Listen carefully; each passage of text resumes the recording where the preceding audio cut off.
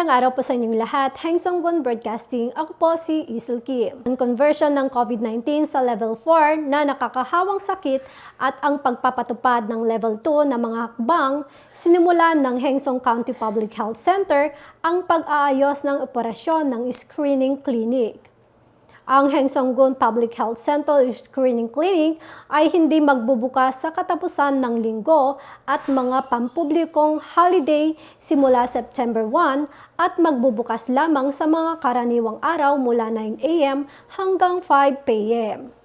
Kasama sa mga sumaulalim sa PCR testing sa mga screening clinic ang mga matatandang higit 60 taong gulang, mga pasyenteng nakatakdang maospital sa mga institusyon ng medikal at isang residenteng tagapag-alaga ng pasyente.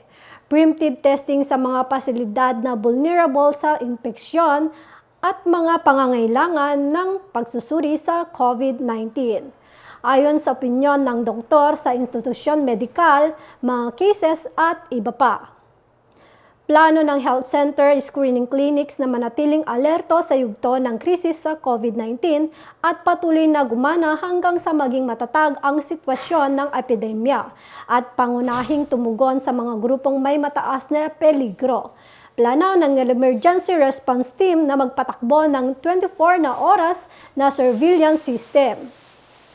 Ang 315 Extraordinary Session ng Heng Song County Council ay gaganapin hanggang September 11 simula sa unang session ng plenaryo sa September 1. Inaasahan sa extraordinary meeting na ito, 4 na pangkalahatang agenda items, 9 ordinance bills, 5 public plans sa pamamahala ng ari-arian para sa second regular na schedule para sa 2023. Ang second supplementary revised revenue at expenditure budget plan para sa 2023 ay ipropropeso at ang proposal urging reflection sa espesyal na kaso para sa third revision ng Kangwon Special Act ay pagtibayin. Para sa partikular na schedule, ang general agenda na proseso at ang mga panukala ay pinagtibay sa unang plenary session noong September 1. At noong September 4, nirepaso ng Ordinance Review Special Committee ang ordinansa at pagkatapos ay inaprubahan ng Budget Special Committee ang 2023 budget hanggang September 8. Ang unang karagdagang budget sa kita at paggasta ay susuriin.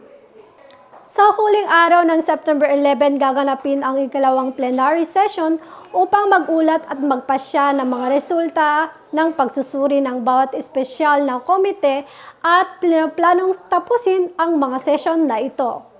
Ang Heng Songgun ay magsisimula muling ayusin ang mga negosyo sa magandang presyo hanggang September 20.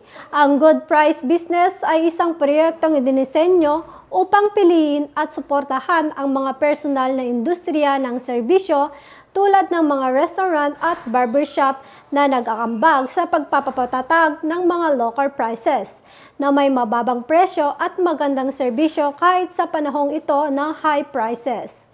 Ang county ay nagtalaga at nagpapatakbo ng kabuang 22 na mga establishmento, kabilang ang mga restaurants, hair and beauty at mga lodging establishment bilang good price establishment sa panahon ng general maintenance period. Binibisita ang inspection team ang mga umiiral na negosyong mga may good price, alinsunod sa guideline for designation and management of good price businesses na itinakda ng Ministry of Public Administration and Security at nagsagawa ng pagsusuri ng pagiging karapat-dapat kabilang ang price level. Pagpapatagdag, pagsisikap sa kalinisan at publicness. Bilang resulta ng pagsusuri, ang negosyo ay ituturing na karapat-dapat at muling italaga. Ang mga hindi karapat-dapat na negosyo ay kanselahin ang kanilang pagtatalaga bilang isang magandang presyo ng negosyo at ang kanilang mga resertipiko ay aalisin. Bukod pa rito, tumatanggap pa rin ng mga aplikasyon mula sa mga negosyong naghahanap ng bagong designation hanggang September 7 para sa mga detalyadong impormasyon. Tignan ang seksyon ng paunawa sa website ng Heng Songgun o makipag-ugnayan sa Economic Policy Department at Small Business Team. Isa ito sa 8 pangunahing luxury goods sa Heng Song.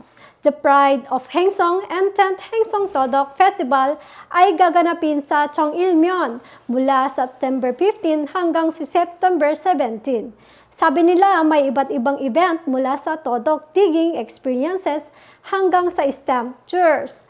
Bakit hindi pabatayin ang inyong sarili sa Hengsong Todok sa masarap at mabuti para sa iyong katawan at pupunuin ka sa masasayang ala-ala?